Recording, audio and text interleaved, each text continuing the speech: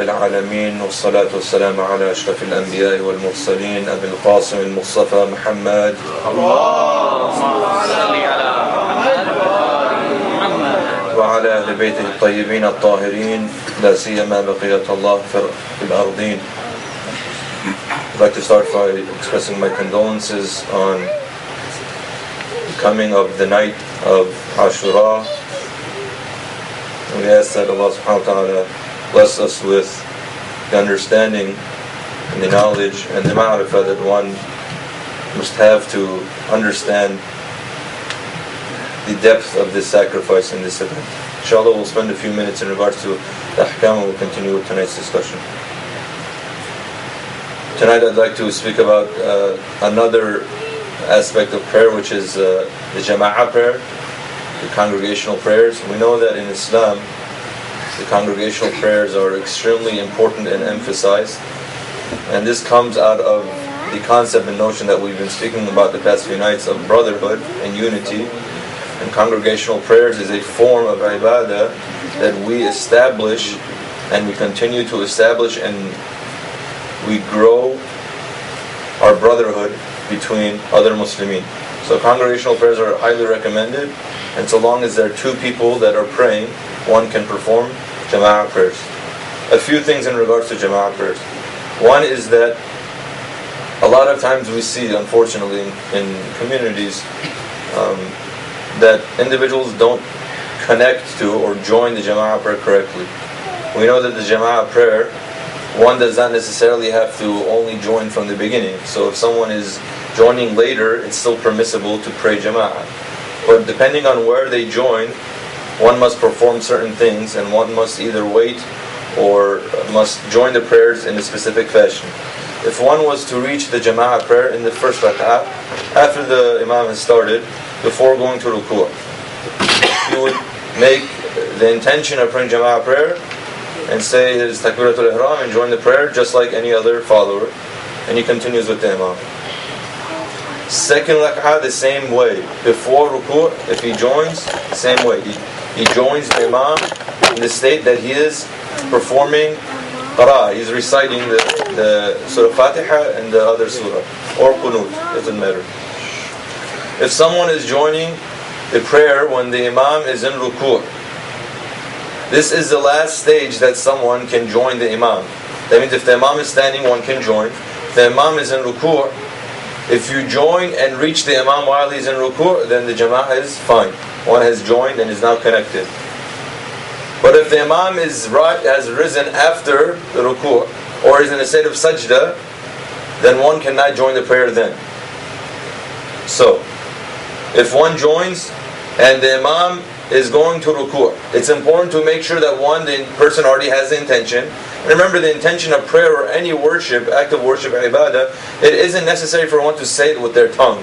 A lot of times we misunderstand this teaching that the niyyah, the intention, must be said. No, it's not necessary. So long as one understands exactly what they're doing and for what reason, that suffices. So one makes the intention, does the takbiratul ihram. If the imam is in ruku', it is necessary, please make a point of this, it is necessary for the person to be in a standing state at least for a second or a split second, an instant, before joining the imam in ruku'. See, a lot of times we see that the imam is in ruku', so we quickly want to join.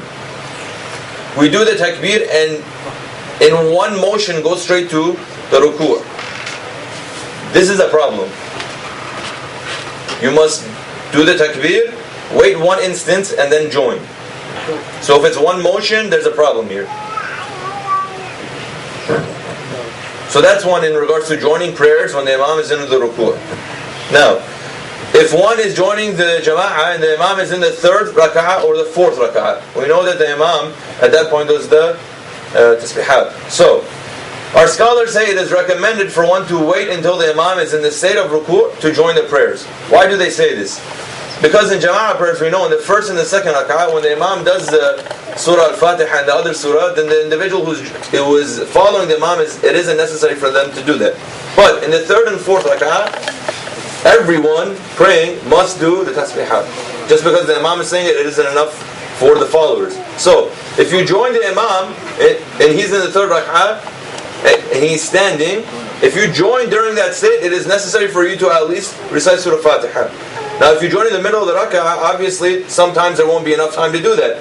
So you'll expose yourself to playing this catch-up game with the Imam, or rushing yourself in trying to finish your Fatiha and try to catch up with the Imam before he continues with the prayer. So our scholars say wait till the Imam has gone to ruku', then join the prayer and continue with the Imam like that.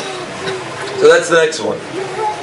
The last case is that sometimes we find out the jama'ah is being performed, or we would like to join the jama'ah when the jama'ah is almost done. Now they say that one can also join the jama'ah, but in this case they only benefit from the blessings, but he must continue with their prayers. For example, the Imam is in the fourth rak'ah and he's doing sajda, and now you know they're doing jama'ah and you know they're almost finished. You also want to get the blessings and take the blessings from the prayer, because it's recommended. So what must one do? He makes the niyyah, the intention of praying his prayer. For example, salat al-dhuhr, asr, whatever.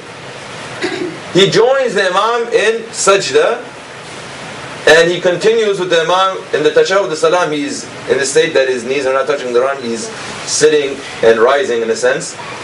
But when the Imam finishes, he rises and he continues his own prayer from the beginning. See, this is a difference that, again, we have in the fiqh and the ahkam of our school of thought and of other schools of thought in Islam. In some schools of thought in Islam, if the Imam is any part in the prayer, one can join. And if they join the Imam, even that small amount will suffice for the whole prayer. For example, some schools of thought, if you join the Imam in the last rak'ah and he's in sajda, so long as you make connection, you join him, and you finish and do tashahhud salam afterwards, your prayer is complete. It isn't necessary for you to continue then. But in our school of thought, this isn't the case. So if we join the Imam in whichever rak'ah, then we must continue to perform whatever rak'ahs are left. And if we join at the end, it is only for the intention of the blessings, and then when we continue, our intention automatically switches from the jama'ah to the furada prayer, which one does by themselves. So inshallah, please pay attention to these points. It's unfortunate that we see this a lot in communities, that brothers and sisters don't pay attention to this point of joining the jama'ah and joining it properly. Salawat ala Muhammad wa ala Muhammad.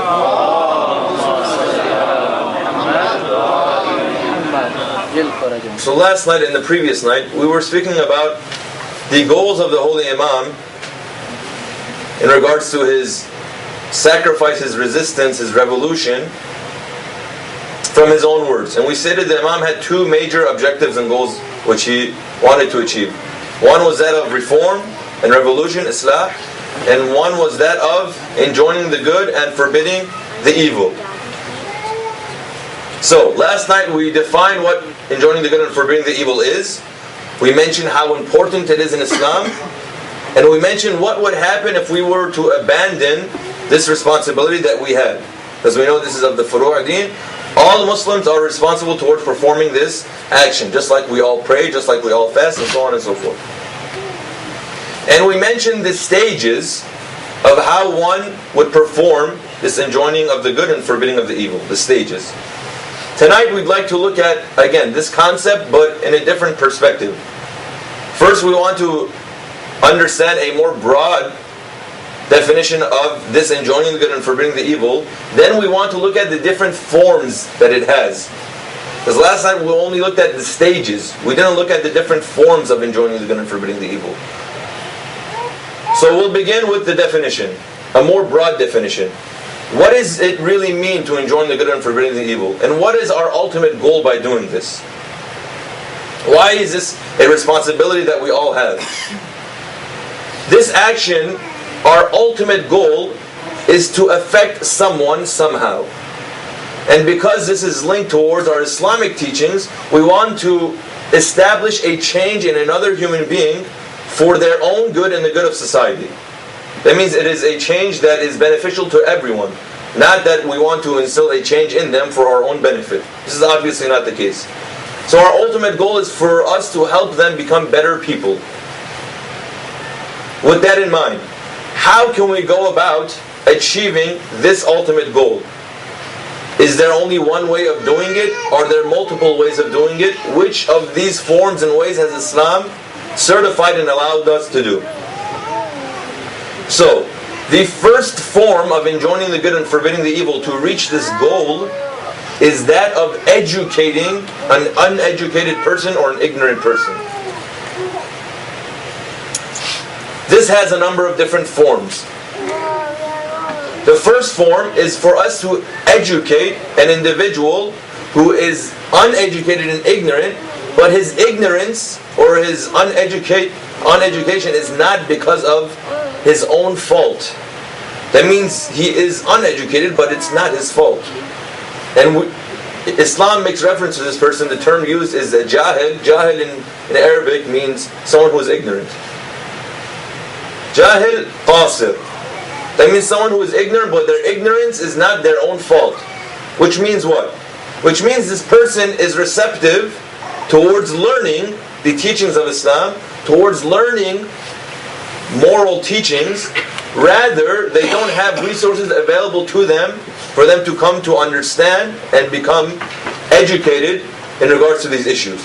They don't have the resources available to them to understand what their responsibilities are as a Muslim. And in a more broader scale, which we're talking about how we can apply these teachings of the Holy Imam to all of humanity, so on a more broad scale, how they can be a better person. So the first step, the first issue we need to look at is what is our responsibility towards this person. Sharia says it is wajib, obligatory for you to educate this person. How? You need to prepare and you need to bring into existence resources that this person can now use towards educating himself towards his responsibilities in Islam. Now, where does this lack of education stem from? What are the roots of these things? One is that we have not been able to spread and portray the true message of Islam. Meaning what? Look at the lack of resources we have, especially in this country. One, we have a lack of qualified scholars. So, a lack of qualified scholars will result in what? A lack of education in the Muslim Ummah, the Muslim community, and more generally and wider, the society in general, in regards to Islam. So we have a shortage of qualified scholars. Now, where do scholars come from? Are scholars individuals sent from the heavens, and they assign them towards regions? Does Allah subhanahu wa ta'ala say, you scholars are assigned towards East Coast, you are assigned towards the West Coast, you go to Africa, you go to Asia? No. Scholars we know are all individuals just like us. But they understand the fact that it is necessary for some human beings, as per the command of the Holy Quran and Allah subhanahu wa ta'ala, that they understand, study the religion in depth, and then dedicate their lives towards helping others and educating them in regards to these responsibilities. That's their only goal, to educate people. So, how do we go about eliminating this problem, this weakness?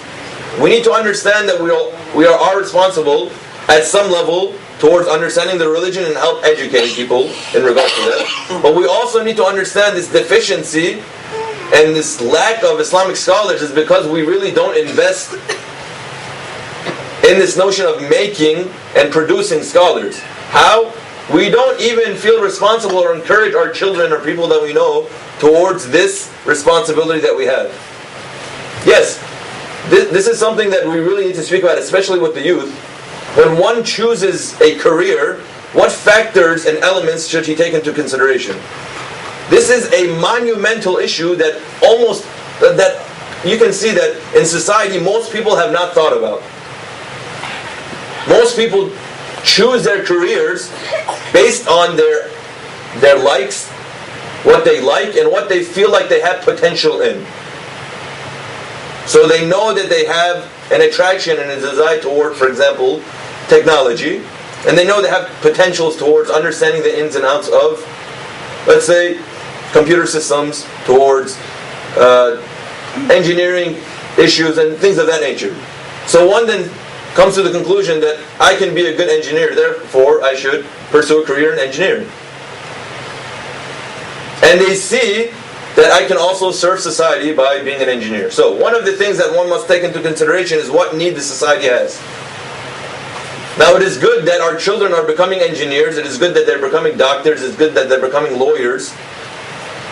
It's good for them to excel and advance to the highest levels of education. But we also need to pay attention towards the other needs of society. Everyone doesn't need to be a doctor, everyone doesn't need to be an engineer. There's a certain limit that we know this many people will suffice towards society's needs towards engineering. This is if we're looking at this only from a Muslim perspective right now. Because we acknowledge that yes, society needs engineers because of today's shape and form of how things work. We need doctors, we need lawyers, we need journalists, we need people in the arts and so on and so forth. But as Muslims, we also understand this need of the existence of scholars, Islamic scholars, religious scholars.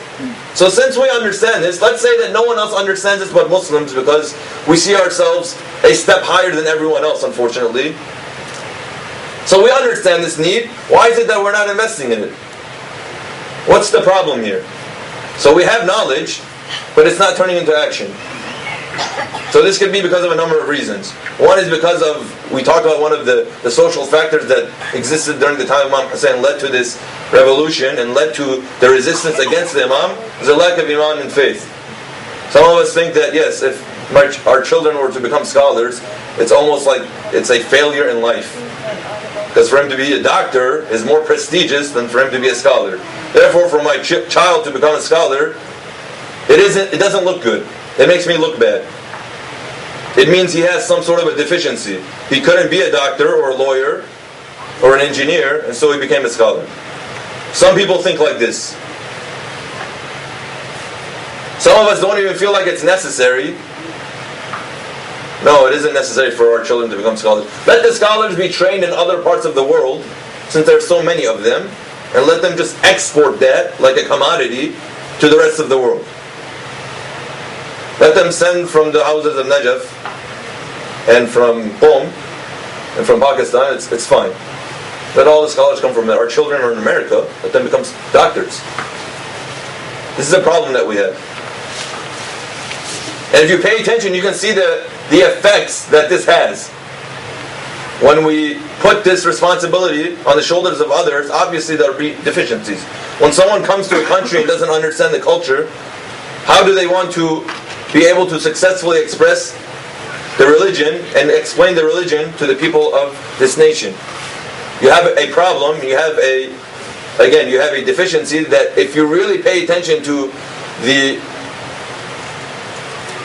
where we are in this country in regards to Islamic education and performing the responsibilities and tasks that are necessary, you can see how behind we are. So this is something that we need to make up for. So we need more qualified scholars. Second, our Islamic centers need to grow, and they need to, again, offer more resources and activities that are Islamically related. Islam doesn't always have to be taught and spread by someone speaking, by the tongue. Some can be spread through a number of different activities. Our Islamic centers need to grow to be able to incorporate these things. Now, yes, some communities are smaller than others. It's understood. If you have a community of only, let's say, 500 people, you don't need to have a center that will cater to 10,000. We're not saying to be wasteful and to do israf. But at the same time, we need to understand, for us to help individuals gain and grow academically, and for the knowledge to be able to help them towards being good Muslims, we need to be able to cater to that at different levels. So this education process needs to exist. Each person at his own level. Each person in his own way. You can't have one form and try to push that on everyone. This will not be an effective way of doing things. And for those who've done that, they know the problems that exist there. So that's the first reason and root that we have this problem. The second is that some people are really representing Islam, but their representation of Islam is not the true Islam. Again, we talked about the roles and the qualities of hypocrites. Yes, in this country, who are the driving force and really who are the individuals who are reaching the masses in regards to Islam and its purpose? You think it's the scholars? Of course not. The reason we have so much Islamophobia in this country is because people are speaking about Islam that have no idea what Islam is. And therefore this results in a lack of knowledge and a lack of understanding in regards to true Islam and Islamic responsibilities. So these are two things. So that's the first case. The first case is an individual who is ignorant and uneducated, but it's not his fault. That's the first. The second is, again, the person is ignorant, uneducated, but he is at fault here in the sense that the resources are available to them, but they either are not motivated or they don't care. Now, this can be in two forms. We call this jahil muqassir. This can be in two forms. Sometimes an individual doesn't know at all. That means they have no education at all. They don't know how to pray, they don't know how to fast, they don't know what it means to be a Muslim. They just have the Muslim name because they come from a Muslim family and that's it. You might as well just put another name on him and you can say he's not Muslim at all. Anyways, some people are like that. In some cases, no. They have a general understanding of things. For example, a lot of our youth are like this, unfortunately, in this country. They know certain things about Islam. They know certain actions of Islam. They know that prayer is a part of religion. And they know, for example, how to pray. But they don't understand the reasonings and philosophies behind these actions. So this person has resources available to him. It's not that there's no Islamic center. It's not that his parents don't know about Islam. It's not that they don't have some sort of access towards Islamic knowledge. Rather, the person doesn't feel like it's worth their time. They don't care. They're not motivated. So what is our responsibility towards this kind of individual? If the person is asking for help, again, it's obligatory and wajib for us to help and educate him.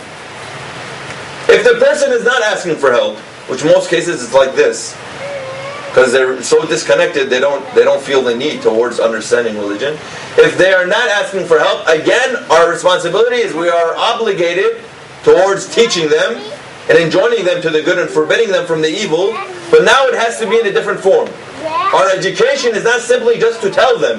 That means it won't suffice for us to say, Ali, Hassan, whoever, as a Muslim you have to pray, and if you don't pray, Allah will be displeased with you.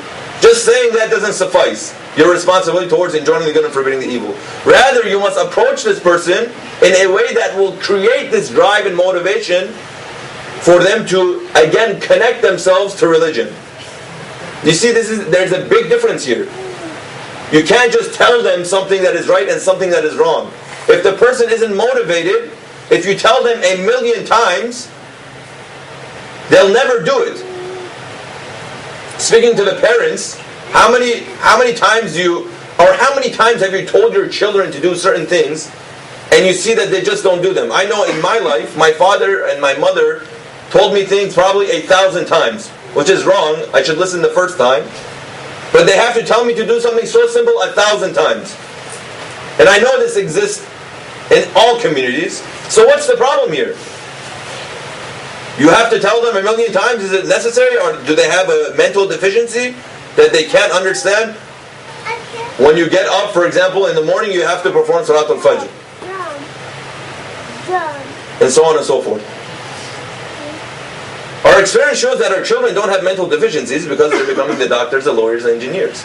So there's something else wrong here.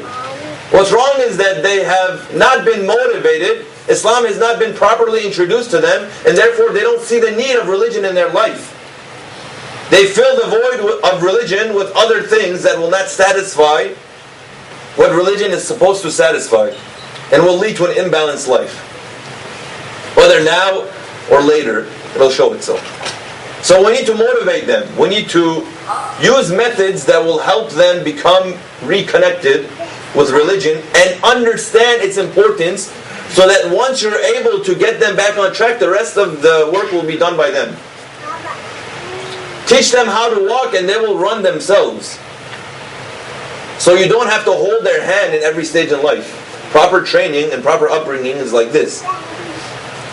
As a good parent, you don't want to have to be by your child's side every stage of their life and hold their hand. Yes, when they're children, you're responsible towards doing that. But you don't want your child to become a grown man and for you to still hold his hand towards doing very simple things. That's a failure in parenthood and parenting. You want to make this individual independent in a sense. So you also want to make him independent towards his responsibilities in religion, and for him to be able to go after it himself. Salawat ala Muhammad wa ala Muhammad. So that's two. So we have qasir and muqassir.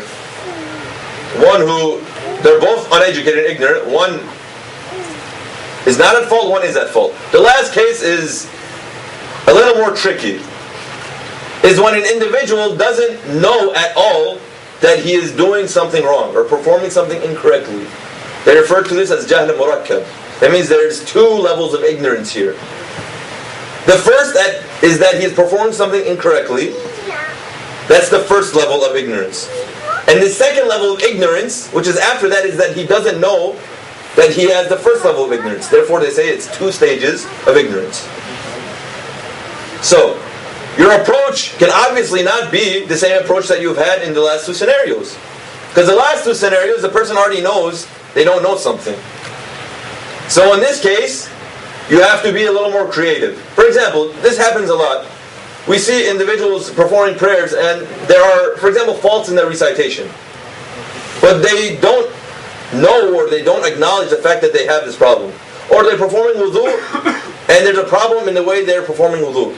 Or they're, for example, at a more grand stage, they're performing, enjoining the good and forbidding the evil, but they're performing it incorrectly. Or they're under the notion that they're doing it right. Again, we gave examples of someone who skips steps. So he sees, for example, you see this in Islamic countries a lot, and you see it here as well, but in other forms. For example, I'll tell you in Iran, if someone is walking with bad hijab, an individual who knows he's responsible towards enjoining the good and forbidding the evil, but doesn't know how to do it correctly, he skips steps and starts yelling at the person and disrespecting them. So this person also has jahl murakkab. He is also ignorant, and we are responsible towards educating them. But how?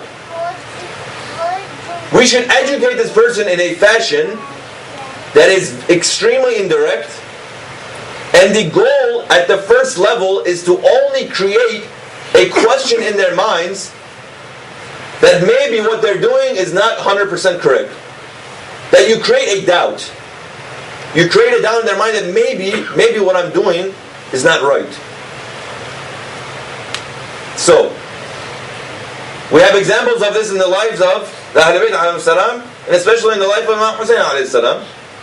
So let's take this also a akhlaq and a moral lesson away from the Imam. We've all heard the story of Imam Hassan alayhi salam, Imam Hussein alayhi salam, and of the old man. The two Imams once saw an old man performing wudu. And in his wudu there was a mistake. So, scenario is what? Someone is performing something wrong. He's an elder. And you, as a Muslim, know you're responsible towards enjoining the good and forbidding the evil. You can't turn the other way just because you say he's an elder individual. But they say we have to enjoin the good and forbid the evil respectfully and indirectly. So what do?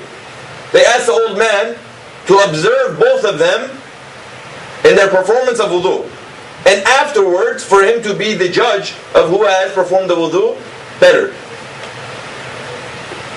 See how indirect it is? See how clever this is? So they begin to perform wudu, and the man is watching. They both finish, and now the man has an epiphany. They ask, which of us has performed wudu better? He says, neither of you, O beloveds. For it is I who have been mistaken, and I'm making the mistake in my wudu. Now the old man understands the philosophy and reasoning behind why these people have done that. They say, I thank you for showing me my mistake and fault in such a fashion. And for you not to come and bluntly tell me, picture this, as an elder individual, if a child comes and tells you that, for example, uncle, you're performing wudu incorrectly, either you'll laugh at him, that he say, okay, he's a young child, doesn't know what he's talking about. Or you'll get extremely upset and say, look how disrespectful you are. You know how old I am? You know how long I've been coming to majlis? And you're going to tell me how to do wudu, how to pray? So, an individual needs to be clever in each circumstance, in each situation.